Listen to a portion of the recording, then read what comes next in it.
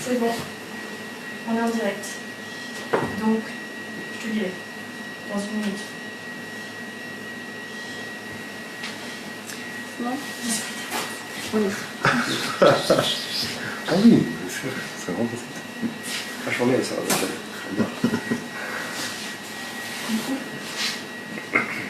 Non, pas encore. Va dans l'événement si tu veux être sûr de capter. Après, toi, c'est une bouteille. Non, je sais pas. Non, mais c'est vrai qu'on va pas voir On tes... m'a dit impossible de lire. Là, c'est bon, ça fait ça. Dans le sens, c'est chez... Parce que moi, j'ai pas la même version. Comment je fais pour participer? C'est pas la même version que d'habitude. Je vais t'inviter. Qu'est-ce qui s'est passé?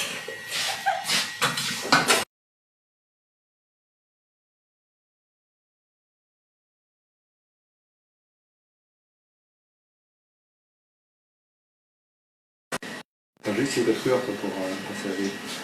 Ouais, tiens, tu dois mettre sur le rouge. Attends, le petit rappel le rouge, regarde. Hop, hop, t'as vu ça? Il est sorti, c'est bon.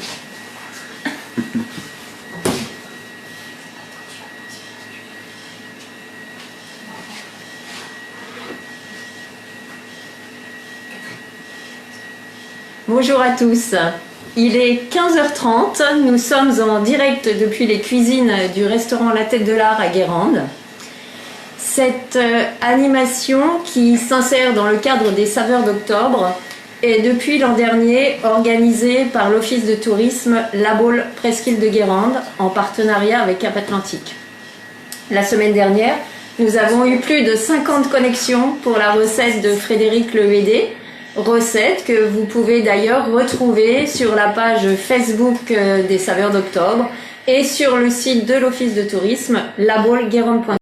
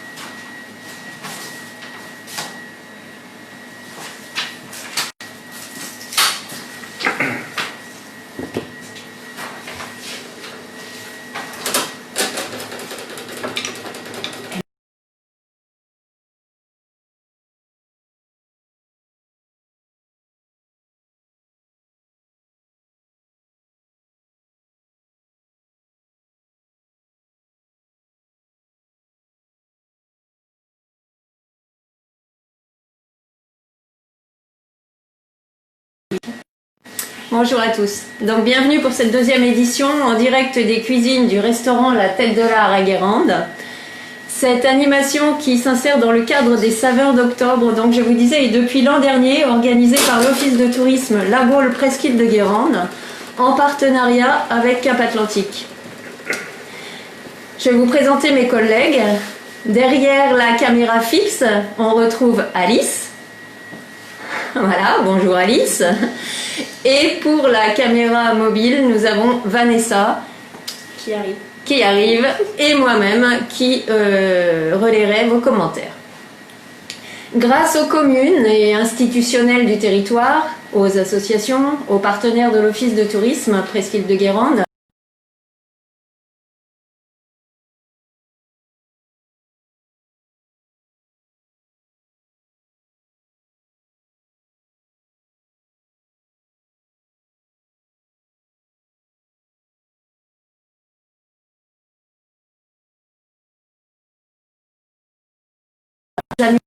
de dernière minute.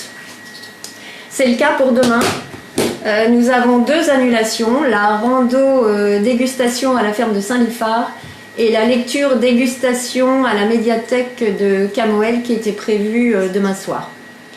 Des annulations mais aussi de bonnes nouvelles puisque Justin Zumkeller, chef du restaurant Les Albatros à la Baule, vient de nous confirmer sa participation en direct des cuisines le jeudi 15 octobre. Bientôt, j'espère vous annoncer d'ailleurs le nom du chef qui interviendra fin octobre. Je lance ici un avis aux chefs qui nous regardent. et qui ne sont pas encore inscrits.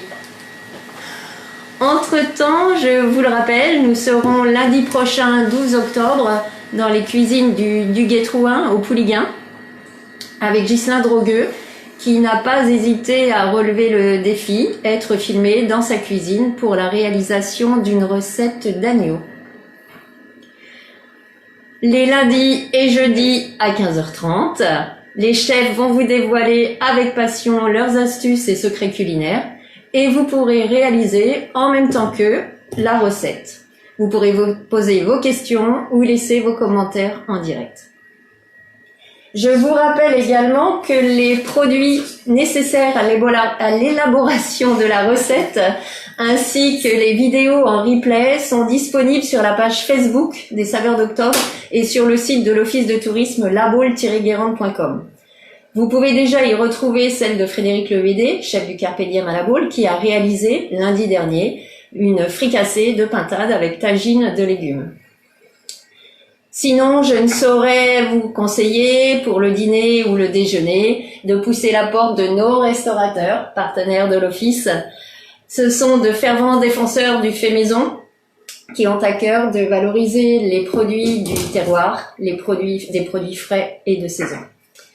Je vais maintenant laisser la place à Hugo Charcolin et Bastien Bompas du restaurant La Tête de l'Art à Guérande. À vous, messieurs. Bonjour à tous. Merci beaucoup d'être connectés et de faire partie de cette nouvelle aventure des Saveurs d'Octobre. Aujourd'hui avec Bastien, mon chef de partie au froid, donc nous sommes deux pour réaliser, pouvoir répondre au maximum à vos questions. On va réaliser une truite en gravlax, chèvre frais aux herbes, concombre acidulé. Voilà. Du coup, on vous a demandé juste la semaine dernière sur Facebook de réaliser une truite en gravlax pour gagner un petit peu de temps. Donc, je vais vous montrer le résultat. Donc, le résultat de la truite en gravlax, il est ici. Voilà. Et on s'est dit que c'était peut-être pas mal de vous proposer, et Bastien va le faire, donc Bastien sera mes mains aujourd'hui, et moi je prendrai du temps pour répondre à vos questions éventuelles et voilà, et vous expliquer tout le déroulement de la recette. Ici nous avons une truite, donc 300 grammes, comme on vous a donné sur la recette. Laissez la peau pour pouvoir bien vous montrer comment enlever la peau de la truite, de mettre sur la planche et de pouvoir la détailler, donc c'est ce que je vais faire maintenant. Donc là, vous n'avez rien à faire si vous avez déjà fait le gravlax chez vous, ce qui est le cas. Juste regardez comment nous, on le fait au restaurant et comment, voilà, la mise en place que font les garçons tous les matins. Donc là, j'ai donc désarrêté mon filet de truite. Il est parfaitement désarrêté. Je tiens le bout de la truite avec mes doigts. Et là, je viens mettre mon couteau bien à plat sur la planche. Et je viens faire ce petit geste en scie pour pouvoir décoller la chair de la peau et qu'on puisse récupérer. Alors, une fois qu'on a bien entamé la peau, on peut tirer un peu plus la peau, laisser le couteau en fixe. Et du coup, c'est le filet de poisson qui va se décoller de la peau tout seul.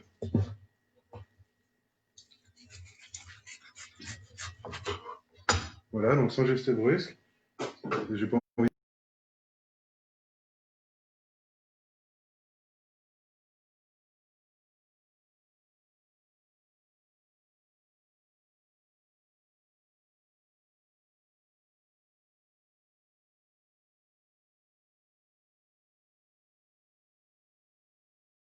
Que j'ai pas. Du film.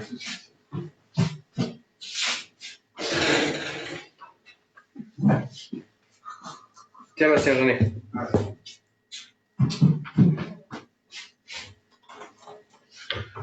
On peut mettre sur ta planche, elle sera propre.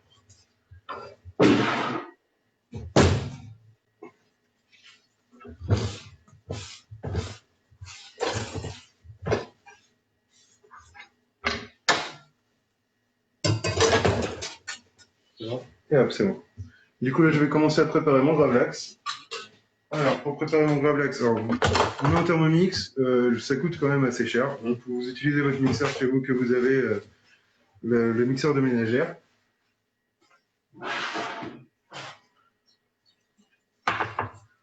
Donc on avait demandé de mettre dans le robot un citron vert. Donc là je le coupe grossièrement.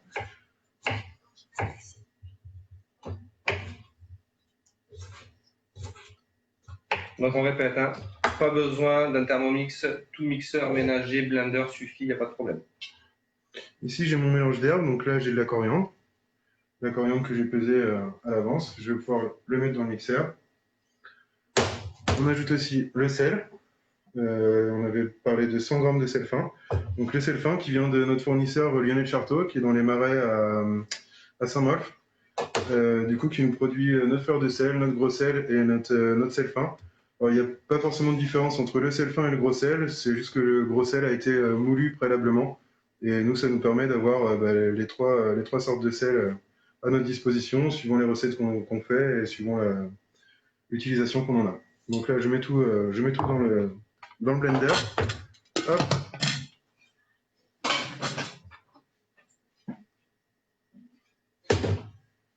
Et là, je vais mixer jusqu'à temps d'obtenir une pâte assez fine. Alors, je vous montrerai après.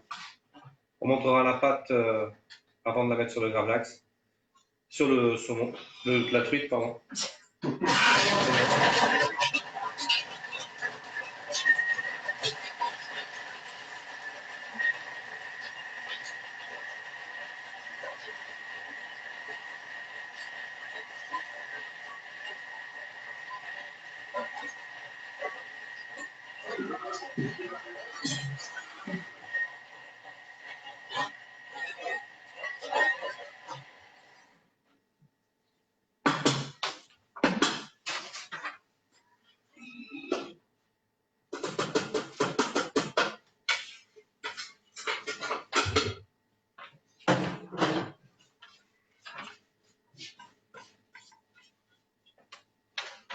Hop, vous avez ici le gravlax, qui va nous permettre de faire le gravlax. Donc, sur la truite, on va récupérer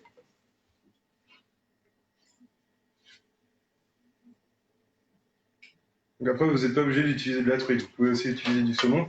On a préféré utiliser de la truite parce que c'est un poisson qui a quand même une qualité gustative, qui est riche en oméga 3, ce qui est très bon pour la santé.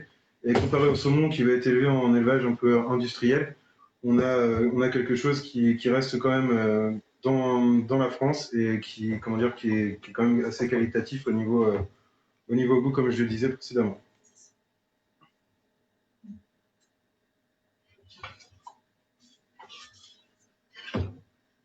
Donc là, on a mis la truite sur le film pour pouvoir justement refermer le film et que le gravlax soit bien en contact avec toute la chair du poisson. C'est très important. Ça va permettre au jus de citron, au sel, de lancer une certaine cuisson, j'ai envie de dire, sur le saumon, enfin sur le poisson, pardon, qu'on utilise. Et du coup, de pouvoir, ça va raffermir les chairs. Après, dans certaines recettes, vous pouvez retrouver aussi du sucre. On peut rajouter du sucre aussi dedans. Ça va pouvoir garder une belle couleur bien rosée en fait dans le poisson. Et après, voilà, il n'y a pas d'obligation. C'est vraiment la base, elle est là. Maintenant, il n'y a plus qu'à. belle truite. Tu fais ça très bien. Exactement. Une petite truite. Donc là, on la réserve. Hop, au frais. Et ça pendant 24 heures. Donc une fois que les 24 heures sont passées, on peut peut-être montrer le filet tout de suite. Nous, 24 heures sont passées. Et donc on se retrouve avec ça. Donc un filet de poisson qui est un petit peu moins coloré que celui qu'on a eu tout à l'heure. Il va être un petit peu plus ferme aussi. Alors je sais pas si je pense que vous voyez pas de chez vous, mais c'est vrai qu'on a effectivement l'impression qu'il est presque un peu cuit, il est un tout petit peu dur. Voilà. Donc là on a notre gravlax qui est fait. On va passer maintenant sur la crème de chèvre. Donc la crème de chèvre. Est-ce que vous avez devant vous le chèvre frais, la crème liquide et le mélange d'herbes, ciboulette, menthe, cerfeuil. Du chèvre. Ça je le récupère. Voilà, donc la crème liquide, le mélange d'herbes. Le chèvre frais, liquide, crème liquide et les herbes. Donc on démarre dans voilà, un petit récipient comme ça. Je pense que vous voyez tous le récipient. On met tous les ingrédients à l'intérieur. D'abord la crème. On met d'abord la crème, effectivement. D'abord la crème.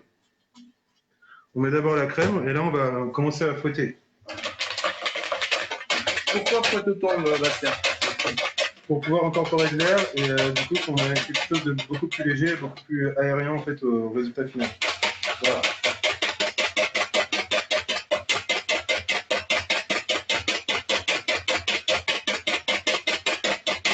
Alors là il y a un très petit volume de crème, du coup c'est assez facile de le faire dans un cul de poule et de le monter au fouet.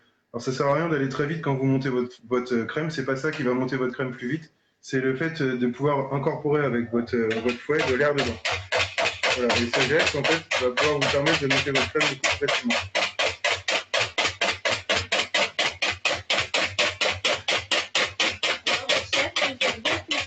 Une question de Brigitte. Bonjour Brigitte. Vous avez haché le citron vert avec quoi? Je n'ai pas vu. Avec un couteau. C'est-à-dire quand on a fait le... Qu'est-ce qu'il y avait avec le citron vert? Ah, avec le citron vert, d'accord. Donc dans ça, avec le citron vert, nous avons mis des herbes, du citron et du sel fin de Guérande. Coriandre fraîche. Christine, ensuite, et si vous ne mettez pas un poids sur la truite? Non, Non, pas besoin de poids. Non, parce que le film en fait sert à ça, il va servir de deuxième pot, j'ai envie de dire, au filet de poisson, à pouvoir bien l'envelopper et que tout le gravlax soit en contact avec ce filet. Ça sert à rien d'appuyer sur le poisson parce que là le sel va permettre de vraiment pénétrer à l'intérieur. On risque d'avoir une détérioration en fait de notre produit de base.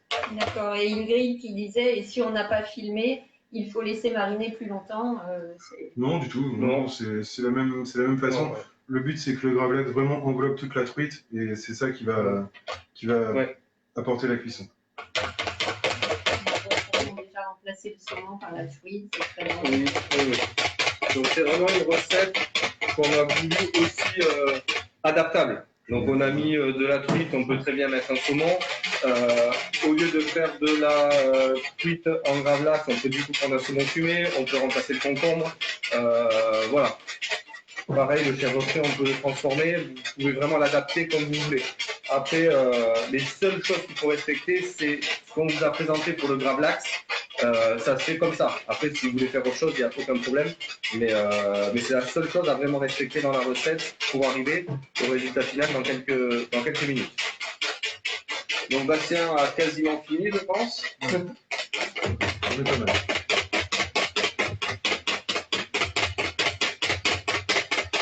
Ça va, vous n'avez pas trop mal au bras? Mesdames, tout va bien? Moi, je sais faire ça. Mesdames et messieurs, oui, mesdames et messieurs. Là, parce que j'ai vu une dame hier qui est venue, elle a dit qu'elle s'est connectée. Elle est connectée. Elle est connectée, parfait. Bonjour Christine. Bonjour.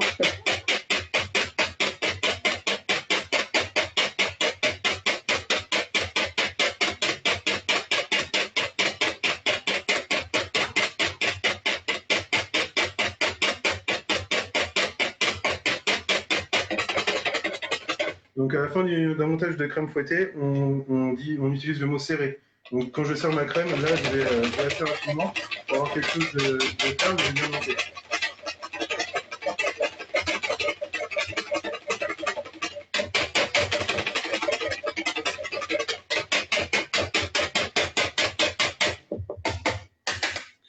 Voilà. Donc là, il faut s'arrêter avant de faire du beurre parce que sinon on s'appelle macramière. Donc, je sais pas si vous voyez un petit peu de chez vous la consistance. Donc, par rapport à la consistance de base, on a presque doublé de volume. Et on a une crème qui est très légèrement fouettée, qui va pouvoir détendre un petit peu notre fromage de chèvre, parce que ça va être beaucoup trop ferme si on n'utilise que du fromage de chèvre.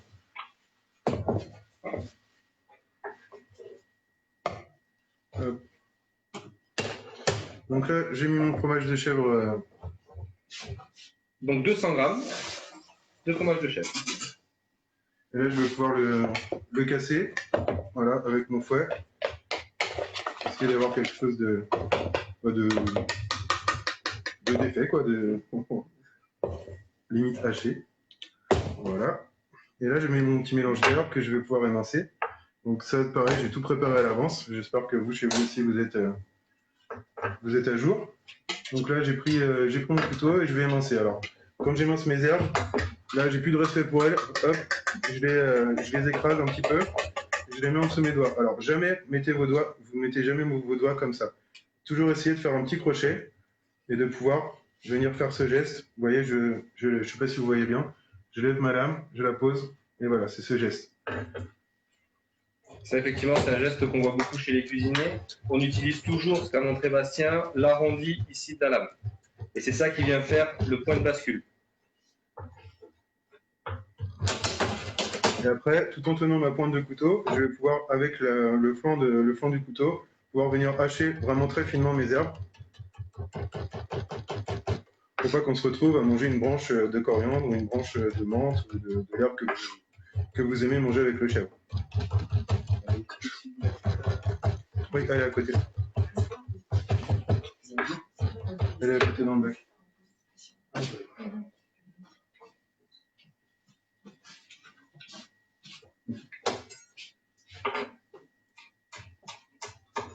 Ingrid vous demande, avez-vous un producteur de fromage à nous recommander? Alors, moi j'ai plein de producteurs de fromage. Pour le chèvre frais, j'avoue que j'en ai pas spécialement ici. Je crois que Bastien a quelqu'un sur la Turbane. Saint-Liphard. Saint-Liphard, c'est la petite ferme de Christophe qui est à côté de l'auberge du Nésil, qui propose donc ses fromages de chèvre. Donc c'est un monsieur qui est vraiment passionné. Il va traire ses chèvres tous les matins pour faire son fromage. Et enfin, voilà, on a vraiment un produit au final qui est topissime, avec de la vente d'œufs, de la vente de viande de lapin de temps en temps. Enfin voilà, c'est vraiment le petit producteur et c'est celui qu'on aime parce que c'est celui qui est passionné. Donc on rappelle à Saint-Liphard, redis-moi Bastien parce que j'ai déjà goûté ces... Petite ferme de Christophe. Petite ferme de Christophe. Donc est-ce que vous êtes en place? Normalement oui. Vous avez le chèvre, vous avez la crème, les herbes, et bon, on y va. Donc là, je vais incorporer dans ma crème les petites herbes que j'ai hachées préalablement, la ciboulette que mon chef a fait avec amour. Toujours avec amour. Voilà. Donc là, le fouet, j'ai brisé mon fromage de chèvre. À l'aide d'une maryse, je vais pouvoir incorporer mon fromage de chèvre dans ma crème montée.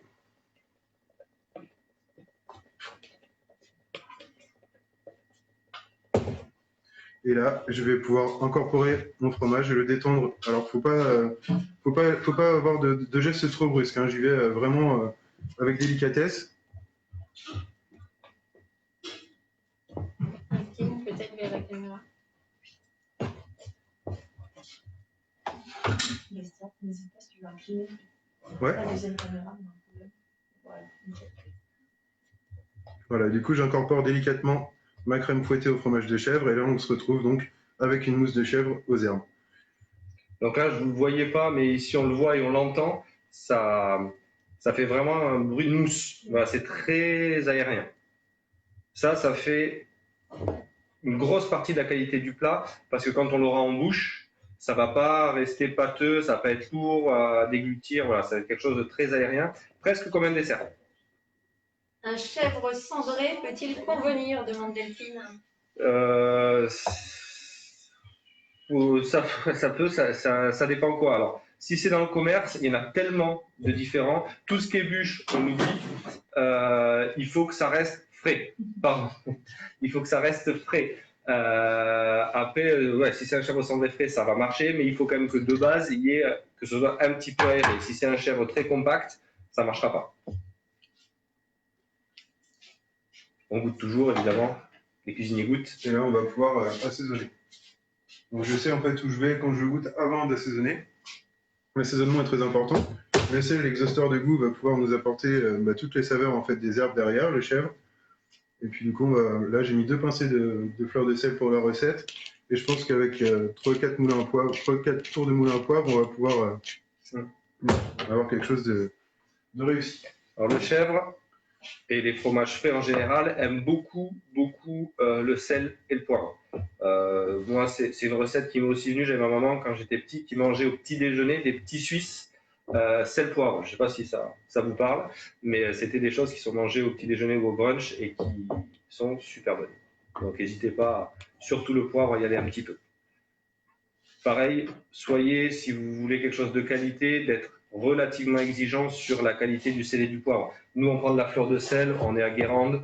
C'est dommage d'aller chercher du sel fin baleine, ça abîme énormément le plat. Il faut dire aussi que Lionel Charteau, il fait un travail extraordinaire. Dans sa fleur de sel, vous ne retrouverez jamais un seul grain noir. C'est un gage de qualité par rapport au paludier. Si la fleur de sel, elle est pas triée, et lui, il le fait à la pince à épiler, et je peux vous dire qu'il y a beaucoup de travail. Non, c'est vrai. Non, c'est vrai. C'est important de le dire. Ça nous permet, nous, d'avoir après des plats de qualité. Donc, le crème de chèvre. Je ne sais pas, Sébastien vous l'a bien montré, mais voilà, on l'a ici. Ça n'est rien. On part sur le gazpacho concombre. Okay, donc là, pareil, le concombre, Mélanie Vitric, on a la chance, nous, elle est à 500 mètres, un petit peu plus, j'exagère, 1 km du restaurant, avec qui on travaille énormément de produits, notamment les légumes, les tomates quand c'est la pleine saison, et là, donc, on est sur les concombres de chez elle. La nouvelle carte. Toutes les herbes, de toute façon, tout vient chez elle. La coriandre, elle en produit, la menthe, elle en produit. Il y a d'ailleurs des très belles variétés de menthe qui sont produites chez Vitric, notamment la menthe poivrée, la menthe glaciale aussi, qui sont des menthes qu'on ne va pas trouver forcément dans le commerce, mais qui vont pouvoir apporter à vos tisanes, à vos infusions, à vos plats, vos mojitos, des saveurs que les autres n'ont pas chez eux. Ils font également des légumes anciens, me semble-t-il. Oui, c'est un peu des légumes anciens. Là, elle nous a apporté... on sort une nouvelle carte la semaine prochaine, jeudi prochain exactement. Donc on a des salsifis qui arrivent, on a des éliantis qui arrivent, on a ces produits dans toutes les courges, on en a eu un petit peu là les semaines précédentes, ça commençait déjà à arriver. Donc vraiment beaucoup de produits. Elle fait des super paniers qui coûtent vraiment rien et qui sont de saison. N'hésitez pas à y aller. C'est vraiment quelqu'un qui fait une famille qui travaille très très bien. Et une grande connaissance sur les variétés de tomates et ils ont beaucoup étudié et travaillé pour ça, les mélanges, des graines, pour faire des variétés spécifiques, c'est top. Donc là, on en sort de la tomate. Mais bon. Bastien est parti chercher un Thermomix, mais j'en avais ramené un ici. On va le laisser courir. À propos du poivre, Delphine demande, le poivre de Madagascar, c'est trop fort? Non. Peut-être? Alors, c'est vraiment au goût de chacun. Moi, en fonction des saisons, en fonction des plats, j'utilise des poivres différents. Là, en ce moment, je suis vraiment sur du poivre Malabar. Alors, je crois en avoir, je vais peut-être vous montrer d'ailleurs. Voilà. Poivre vert Malabar. Regarde, Bastien. Ah oui. Donc, il est tout vert. Bon, j'aimerais bien vous faire goûter, mais là, je peux pas. C'est pas très fort. Le grain est tout mou et énormément de goût, mais il pique pas énormément. Alors, on privilégie toujours les poivres en grain qu'on va moudre. On ne moud jamais un poivre avant. Pourquoi? Parce qu'on n'a que le piquant après qui ressort et on n'a plus toute la subtilité du poivre. Et souvent, quand on dit j'aime pas le poivre, ça pique, c'est qu'on a quelque chose qui est moulu dans un pot depuis, qui est resté dans un placard pendant des semaines et qui n'a plus aucun goût à part le piquant. Donc, pour revenir à la question, le poivre de Madagascar, aucun problème. Après, à doser toujours avec les goûts. Mais tous les poivres de là-bas, c'est une tuerie. Donc, le gazpacho, je ne sais pas si vous voyez. Si vous voyez. Donc là, j'ai taillé mon concombre en deux, grossièrement, parce que de toute façon, il va se retrouver en 1000 morceaux. J'ai juste enlevé, évidemment, le petit bout avec le pédoncule dessus. Les herbes, je les ai pesées avant, donc j'ai bien donc mon demi-citron vert qui est ici. J'ai aussi ma menthe, ma coriandre qui sont déjà pesées. Là, je vais pouvoir tout mettre dans le bol de mon Thermomix. Alors c'est pareil, vous utilisez le robot que vous avez à la maison, le robot de ménagère, Moulinex, Seb, vous achetez ce que vous voulez. Du coup, je vais pouvoir mettre mes concombres dedans. J'ajoute le jus de citron. Alors, vous pouvez presser le citron grossièrement avec les mains. Moi, je préfère prendre une cuillère pour avoir vraiment tout le jus et toute la pulpe en fait, qui va se retrouver. On en trouve Alors moi, j'en trouve dans mes fournisseurs ici à Métro. Je pense que... Je dis ce qu'on a comme fournisseur ici de poivre. Il y en a qui est produit, je sais, à Pimbron. Il y a le poivre de Pimbron qui est très bon. Non, le poivre Malabar, la variété Malabar. Malabar. Nous, on non, l'achète ça- chez Métro. Ils ont vraiment une gamme de poivre extrêmement étendue. Après, vous trouverez ça, je pense, en épicerie fine, tout simplement. Ouais, Je sais c'est qu'il y en a possible. sur la Baule. Ouais. Il y en a aussi sur Saint-Nazaire, des épiceries fines. Ouais. Voilà, c'est... Nous, on utilise en quantité importante, donc c'est vrai qu'on fait des gros achats. Je pense qu'épicerie fine, oui. Et puis s'ils n'ont pas, je pense que vous pouvez le commander parce que c'est des choses qui sont effectivement recherchées. Donc là, je suis rendu à mon concombre, mes herbes. J'ai rajouté mon jus de citron. Donc vous pouvez voir que j'ai vraiment bien appuyé sur le citron. Le petit piment oiseau. Donc c'est vraiment tout petit, mais c'est surpuissant. Donc on en met un. On préfère les utiliser séchés pour une raison de conservation. Donc ça, par contre, le piment oiseau, moi, dans ma cuisine, il y a quasiment toutes les sauces, toutes les préparations où il y a du piment oiseau.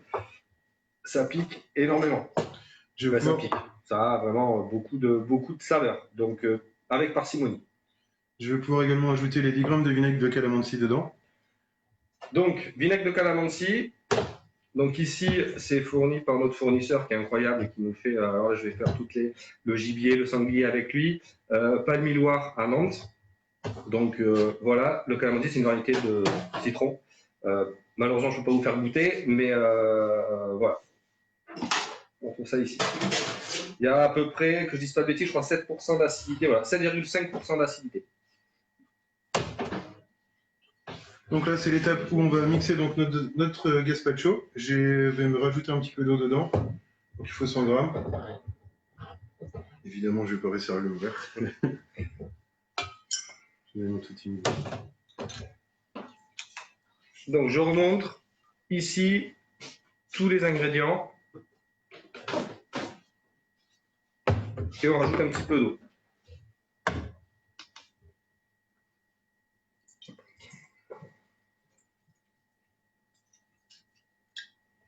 Voilà, donc on vient de rajouter 100 grammes d'eau dans notre récipient.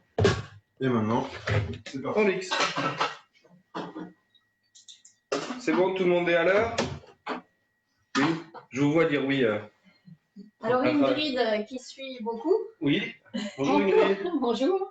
On peut remplacer le piment d'oiseau par un autre piment, type un piment antillais par Oui, exemple. on peut tout à fait. Alors, je ne sais pas vrai comment, Ingrid, vous avez les piments chez vous. Nous, c'est vrai qu'on les utilise séchés. Donc après, il faut, si vous voulez le conserver plus longtemps, le faire sécher. Mais après, tout type de piment convient. Encore une fois, sur... je laisse Bastien finir son mix et je réponds après.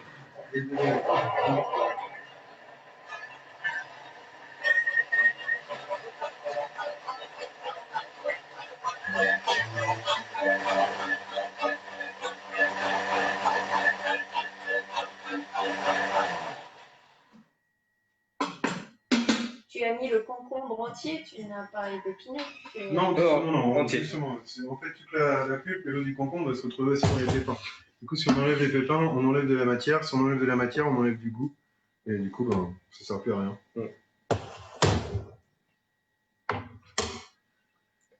Donc pour revenir sur le piment, effectivement, le piment antillais, qu'on avait le droit de voyager encore, j'ai voyagé en Guadeloupe, ils ont des piments qui sont incroyables, donc ça marche. Après, comme toute recette, on l'adapte avec aussi les goûts du moment et les goûts personnels, sans problème pour le piment antillais, piment d'Espelette, voilà. Le piment d'Espelette est un peu moins fort, donc peut-être en rajouter un petit peu plus. Ça, c'est vraiment à vous de sentir. N'hésitez pas à goûter tout le temps vos préparations pendant le process et pendant la recette. Ça permet d'affiner. Il faut toujours, à mon sens, qu'il y ait un équilibre entre quelque chose qui va être pimenté, quelque chose qui va être salé, quelque chose qui va être sucré, qui va être amer. Et tout ça mis ensemble doit faire, au final, le goût du plat. Donc, Bastien a passé au chinois son petit gazpacho. Vous avez tous vu que je n'ai pas assaisonné mon gazpacho avant de le mettre dans le mixeur. Si vous le faites, vous risquez d'être en sursalaison, c'est-à-dire d'avoir trop de sel ou trop de poivre. Donc là, on va pouvoir goûter le gazpacho et pouvoir l'assaisonner à notre convenance.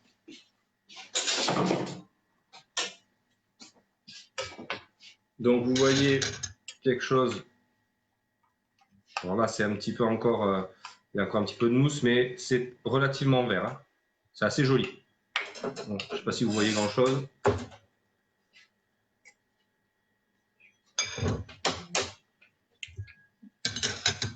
Très bon.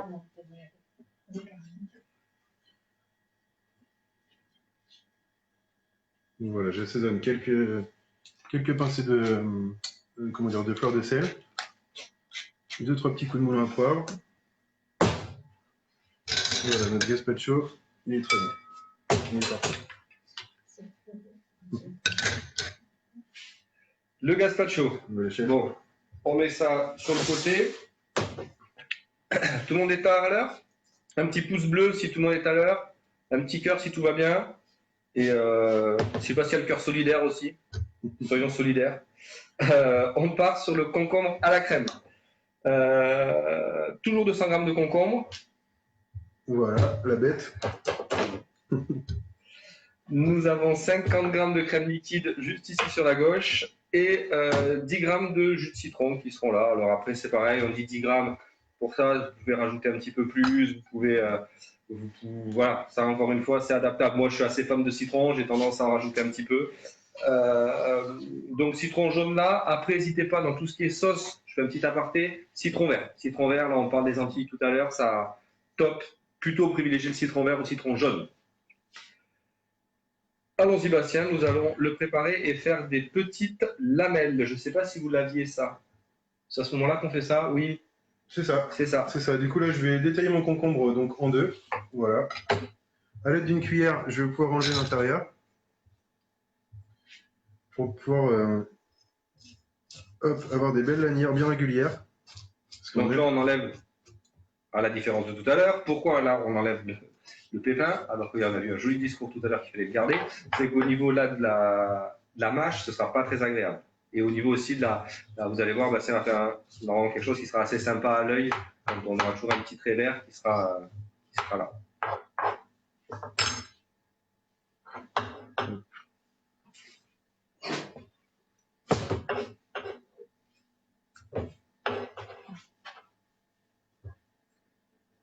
C'est bon. Là, on essaie de pas aller trop vite parce que déjà parce qu'il ne faut pas vous couper.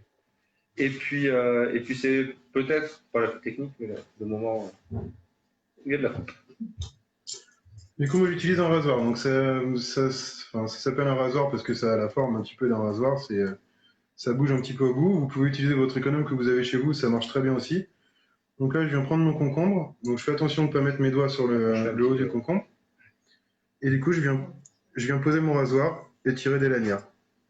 Voilà. Et du coup, on a quelque chose de très régulier et de toujours avec la peau du concombre. On ne se retrouve pas avec des morceaux où il n'y a pas la peau, où il n'y a que de la chair.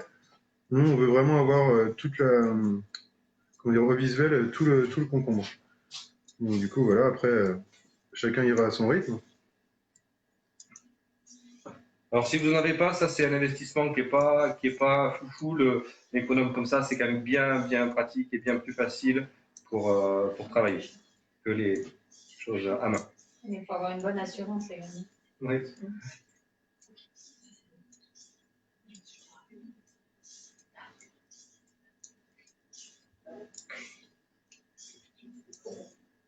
Est-ce que tout le monde suit à la maison, sur la tablette? Super, des pouces d'équerre, on en veut plein. Bastien a besoin de beaucoup d'amour, vous savez. Ah, c'est ça. En cuisine, on en a besoin. Vous m'en donnez bien assez, patron. Oh, c'est mignon. Voilà, donc je mets lanière de concombre. Je vais pas m'amuser à tailler tout le concombre.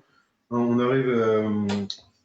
Après, rien ne vous empêche de faire la chose inverse, de passer vos lanières de concombre avant de faire votre gazpacho, ce qui fait que vos chutes de concombre, vous pouvez les mettre dans votre gazpacho. Ça, rien n'empêche. Voilà, du coup, j'ai mes lamelles de concombre qui sont faites. On va passer sur la crème.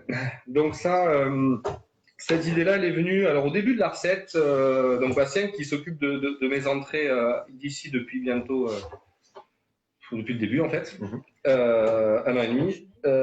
Et elle n'était pas comme ça. Il y avait pas les concombres n'étaient pas dans la crème. Donc cette idée-là m'est venue par la mère de ma femme, Michel, qui doit regarder également, qui, je me souviens, tous les dimanches, souvent fait des concombres à la crème. Ça apporte en fait la crème à la fois un peu acide et un peu douce, un équilibre au plat, parce que le gazpacho, je ne sais pas si vous l'avez déjà goûté, ça en boit un peu. Hein. C'est pas quelque chose, on va pas en boire des litres et des litres. Donc la crème va apporter le côté un peu tranchant et l'équilibre. Ok? Allons-y, Bastien. Gaiement. Bah, c'est très simple. Hein. Voilà. J'ai mon petit pot de crème que j'ai préalablement posé. Là, je vais rajouter mon jus de citron. Alors pareil, je reprends ma cuillère. Hop, et là, je viens presser mon citron au-dessus de ma crème. Donc le citron va être un épaississement naturel pour la crème. L'acidité, en fait, va faire que la crème va pouvoir s'épaissir naturellement. Voilà, donc j'ai pas pris un demi-citron entier. Hein, vous voyez, j'ai jaugé à peu près. Et c'est vraiment que le mot, comme disait le chef tout à l'heure. C'est vraiment, vous faites comme ça vous plaît, quoi. Enfin, faut pas vous dire, oh là là, il a dit 10 grammes de citron, j'en ai mis 20. Non, il n'y a rien qui est grave. Donc là, voilà. La crème, je sais pas si vous pouvez voir vraiment de près. La crème, elle est vraiment en train de s'épaissir et c'est plus de la crème liquide. Hein. Voilà, donc cette crème-là, hop, il y a quoi d'autre dedans? Bah, je pense un peu de sel, un peu de poivre, voilà, peut-être. tout simplement. On va mettre quelques coups de moulin à poivre dedans. Une petite pincée de fleur de sel. Voilà.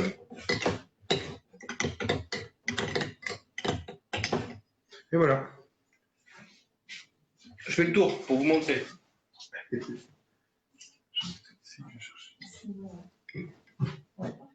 Voilà, donc là, vous voyez, c'est plus du tout liquide. Donc le citron qui fait ça.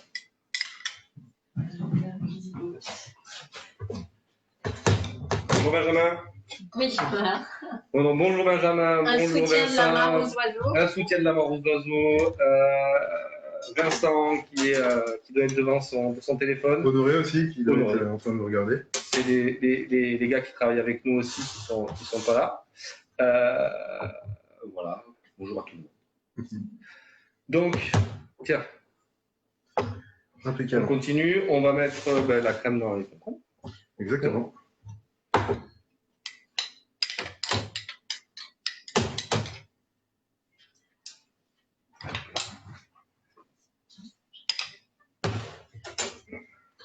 Donc la crème est dans les concombres, là il suffit juste de Des les... questions peut-être.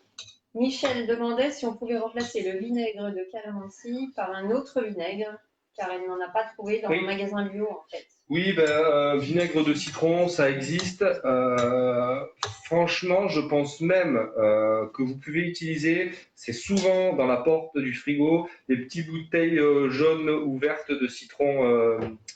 Le citron, je sais plus comment ça s'appelle. Oui, c'est c'est du jus de citron que vous Ouais, achetez du au jus de commerce. citron qui est dans le commerce, il y en a du bio, voilà, ça aucun souci. C'est histoire d'apporter un petit peu d'acidité.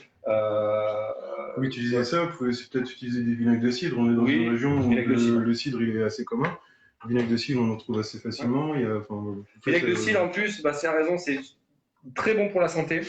Bien mieux que le vinaigre balsamique, par exemple, dans tout ce qui est salade, tout ça qu'on fait l'été. Enlevez le vinaigre balsamique, mettez du vinaigre de cidre, c'est très bon pour la santé. Donc nous avons ici, hop, les concombres à la crème. La crème, peut-on utiliser de la crème à 40%? oui. Ouais. Ouais. Faut que ce soit plutôt liquide au départ. Faut juste pas utiliser du beurre parce qu'après c'est trop gras. Là, vous pouvez utiliser de la crème à 15%, à 20%, à 30%, à 40%. Du moment que la crème, ça reste une crème liquide. Et Même que crème à justement, 0%. oui, voilà, c'est le citron en fait qui va pouvoir épaissir votre crème et pouvoir apporter ce petit côté acidulé dans vos concombres en fait. Si vous avez de la crème à 0% et que vous voulez faire quelque chose de très diététique, c'est une entrée ou un plat, ça dépend de la taille que vous faites, qui est très sain. Il y a, voilà, à part là, la crème, on a pris de la crème un peu épaisse, mais un peu de matière grasse, mais si vous prenez 0%, ça marche très bien. Donc on va découper un petit peu le... Donc là, on va arriver sur quasiment la fin de la recette. Bastien va découper le gravlax, la truite gravlax, et après on va passer au dressage. Alors nous, on utilise plutôt une assiette creuse, voire un peu bol. C'est plus sympa parce qu'on va la monter un peu, un peu grand, et puis qu'il y a un petit bouillon dans le fond, enfin le gazpacho, voilà, qui est là. Donc privilégiez plutôt ça. Si vous êtes en assiette, ce sera moins facile. Alors, nous avons ça. Alors, pour découper votre poisson, si vous avez un couteau de ce type, qui s'appelle un tranche-lard, communément dans la cuisine, vous avez une grande lame, et du coup, un tranchant qui est très fort. Du coup, je vais pouvoir, en fait, la grandeur du couteau va m'aider à pouvoir détailler ma tranche, je vais pouvoir avoir ce geste vraiment de scie, pour pouvoir faire une belle tranche de truc. Donc là, je commence pas au bout de mon filet, je commence dessus, et du coup, je vais pouvoir commencer à détailler. Donc là, l'idée, c'est de faire presque un voile. Il faut que ce soit très fin. Enfin, le plus fin possible. Après, si c'est un peu épais, ça changera absolument pas le goût. Ce sera vraiment pas grave. Mais voilà. Vous essayez de le faire au plus fin. Donc là, vous avez le dessus. Après ça, on peut le réutiliser. On le met pas ça parce que c'est trop petit pour le dressage, mais ça marche en apéro, ça marche voilà, sans problème.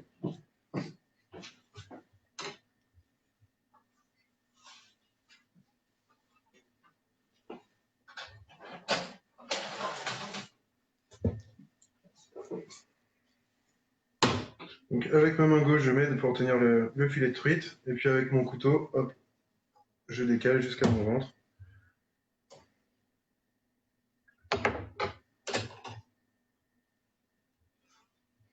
Et un trancheur à saumon, ça fonctionnerait? Ce serait parfait. Ouais.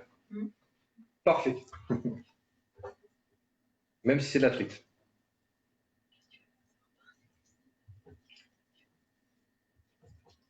Un encouragement de la part d'Agnès. Bravo, vos explications sont très claires. Merci beaucoup Agnès. Merci beaucoup. Bah, du coup, on n'a plus qu'à se faire inviter chez Agnès pour aller goûter son plat. Hein. Ouais. Moi, je veux bien que vous envoyiez les photos des plats que vous avez réalisés. Soit sur les saveurs d'octobre, on me retransférera, soit directement en tête de l'art, même peut-être via saveurs d'octobre, ce sera plus sympa et on fera un petit jugement avec Bastien en disant bah, ça c'est bien, ça c'est moins bien, ça pourquoi, ça voilà, et poser toutes vos questions là-dessus. Ce sera un petit sympa, un petit concours entre vous. Donc là, je ne sais pas si vous voyez à la caméra, je pense que aussi. En fait, il y a toujours sur le filet, alors que ce soit du saumon ou de la truite, vous voyez, il y a toujours du marron dessus. Nous, pour une façon esthétique et aussi une façon de, comment dire, c'est un petit peu et plus élastique sur le côté du filet, on va essayer d'arrêter de trancher à 1 ou 2 mm au-dessus pour justement avoir ce marron-là qu'on ne veut pas retrouver dans l'assiette. Vous le retrouvez quand vous cuisez le saumon, parce qu'on peut le cuire, à la plancha ou à la poêle, peu importe, ça ressort ce côté marron et ça c'est très bon, ça se mange très bien. C'est pas parce que c'est pas rouge ou orangé que c'est pas bon. Nous juste là, comme c'est pas cuit, c'est pas exactement la même texture. Donc Bastien, ça en a peut-être assez, non? Pour une assiette, on est large. Donc on va passer au dressage. Est-ce que vous avez devant vous tous un petit bol? Bon, il me faut un petit pouce levé si vous avez le bol. Il va falloir une cuillère, une pince, mais si vous n'avez pas, vous avez une fourchette, c'est bon. Moi, je ne vous vois pas. Et forcément, tous les ingrédients devant vous. J'attends 2-3 secondes, le temps que vous soyez bien en place. Là. Donc, je vais me décaler un tout petit peu. Non, c'est non, bien. Là, je suis bien. Ok, ça va, parfait. Je bouge plus. Parce que vous ne le voyez pas, mais on se fait quand même engueuler. Hein. Ici, on prend une belle cuillère de votre préparation. Ok. Ici. Donc là, à la convenance, on en met beaucoup, pas beaucoup. Ça peut être sur un amuse-bouche, ça peut être en plat. Faites comme vous le souhaitez. Ensuite, on va recouvrir ici.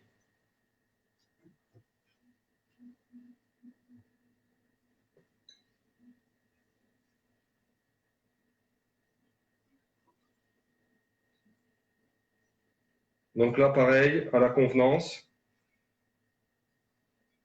Moi, j'ai tendance à être un peu généreux.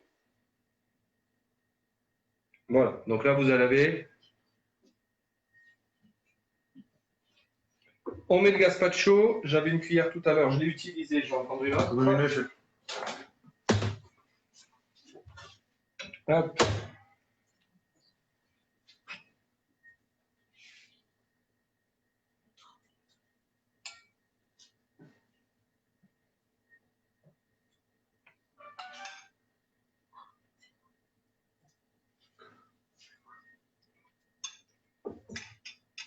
Bon, là, je vais pas pencher l'assiette, mais je la rapproche. Voilà. Donc là, c'est des jolies couleurs. Je vais dresser juste un petit peu devant parce que j'aimerais que vous voyez, mais alors, pareil, j'ai des doutes ce que ça fait dans l'assiette quand on vient mettre les petites lamelles de concombre. Alors, ça vient trancher un petit peu.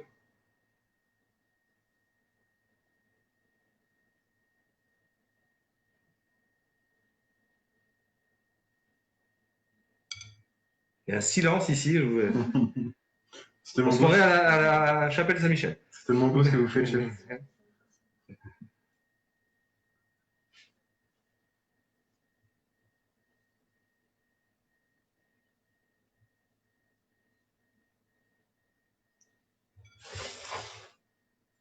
Comme des petites spaghettis. Hop. Ensuite, nous avons. Est-ce que nous avons un petit peu d'huile d'olive? Moi, c'est ça qui m'étonne, c'est que depuis tout à l'heure, sur la recette, c'est écrit dans le gazpacho, il y a de l'huile d'olive, mais il n'y a C'est vrai. pas une seule question. Et où est passée votre huile d'olive? On la met à L'huile la d'olive fin. est là. Ok.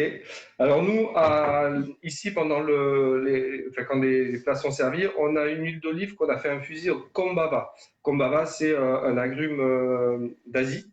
Voilà. Avec l'huile d'olive, ça marche très bien. Bon, c'était un petit goût que je voulais faire en plus, qui n'était pas prévu au départ. Mais bon, pour quelque chose de plus facile pour tout le monde et classique, on part sur l'huile d'olive que tout le monde a chez soi.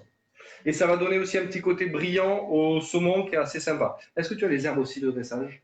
J'en ai, oui, Ouais. je vais en chercher. Parce que j'ai un super truc à dire sur les herbes de dressage.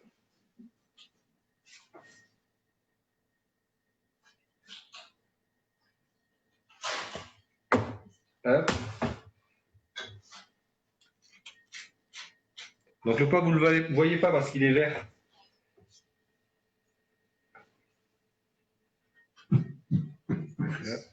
Piste marine. Et j'aimerais bien avoir les fleurs de, tu sais, de notre petite gentille dame. Donc, un autre de nos producteurs, Jean-Marie Pédron, la Christe Marine, les Jardins de la Mer au Croisic, un petit coup, voilà, qui nous fournit également beaucoup d'herbes. Donc là, c'est pour le dressage.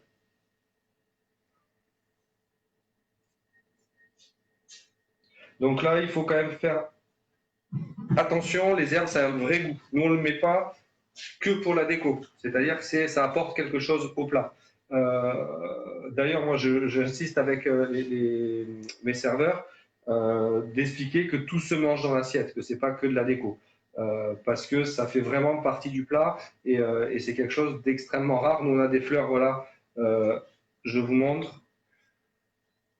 Alors ça, vous pourrez pas les avoir, hein. Évidemment, on a notre fournisseur à nous, elle se travaille uniquement avec les professionnels. Par contre, ce que vous pouvez faire, c'est aller visiter les jardins, l'île Jardin. Île Jardin à Saint-Molf. À Saint-Molf, c'est Carvolan.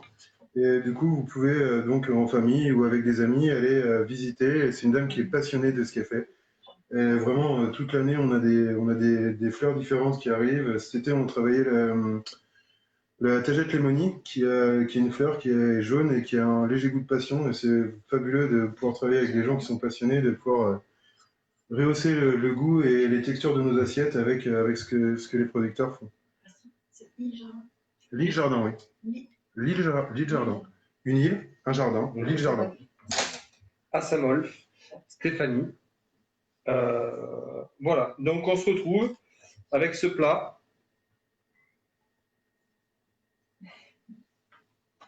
Voilà, donc ça bouge pas trop. Et ce qui est sympa, généralement, ce qu'on fait, je vais vous le montrer aussi parce que du coup, après, toutes les personnes autour de nous pourront le goûter, bien évidemment. Pas vous, mais vous avez celui chez vous. C'est le côté, ici, on vient trancher ici. Et là, on a tout, voilà, tout qui sort. La crème. Et voilà. Est-ce que vous avez des questions sur la recette? Ouais, j'attends le temps que vous posez vos questions. La crisse marine, ça, si vous vous baladez un petit peu à la Turballe ou sur la côte, vous allez en trouver assez facilement. C'est quelque chose qui a un léger goût anisé que vous pouvez cueillir et puis manger. On appelle ça le haricot vert du pauvre. En fait, ça ressemble beaucoup à la salicorne. Enfin, beaucoup. Au niveau visuel, ça ressemble un petit peu à la salicorne. Au niveau goût, ça n'a rien à voir. Mais par contre, bah, c'est quelque chose de très intéressant de pouvoir se balader sur la plage, de ramasser et ses coquillages, et sa petite criste marine, et sa salicorne si on connaît un paludier ou qui nous demande d'aller chercher sa salicorne parce que lui, c'est de la mauvaise herbe en fait dans ses marais. Et du coup, ça va lui permettre à lui de pouvoir dégager ses marais, de pouvoir faire du meilleur sel. Et puis, bah, nous, de pouvoir avoir un produit qui est accessible au final. Et on ne va pas comme ça sur les marais. Et on ne va pas, c'est pour ça que j'ai bien dit si vous connaissez. Parce qu'on ne va pas comme ça sur les marais, sinon vous allez vous prendre un coup de pelle. Delphine nous demande où peut-on trouver une pince à épiler arrêt de poisson. Je pense que vous trouvez ça sur Guérande. Comment elle s'appelle la boutique qui est juste là? Ambiance et style. Ouais, Ambiance et style. D'ailleurs, Culinarion aussi à Saint-Nazaire. Voilà, une pince à désarrêter. Voilà, je peux vous en montrer. Il y en a une là. Alors, c'est vrai que sur le Oui, c'est ça. ici, donc un petit ici crochet. Après, rien n'empêche chez vous, il y a des petites pinces à électricien ou des trucs comme ça marche aussi. Ouais, il faut juste que ça vienne attraper. Alors sur ces poissons-là, des arrêtés, c'est pas du tout compliqué. Les arêtes sont quand même assez grosses et ça se part très bien. Après sur des poissons un petit peu plus durs, effectivement, quelque chose de plutôt fin et qui ne casse pas l'arête. Moi, si j'ai un conseil à donner, c'est quand vous choisissez votre pince, c'est d'avoir vraiment une pince qui va pas trancher l'arête. C'est d'avoir vraiment un plat en fait au niveau de la pince pour qu'on puisse vraiment bien venir prendre l'arête et la tirer. Et quand vous désarrêtez votre poisson, toujours avoir un petit bol d'eau à côté de vous. Ça va vous permettre de ne pas avoir plein d'arêtes sur les doigts et de pouvoir les déposer dans le pot avec l'eau dedans et de pouvoir justement avoir fait un super boulot.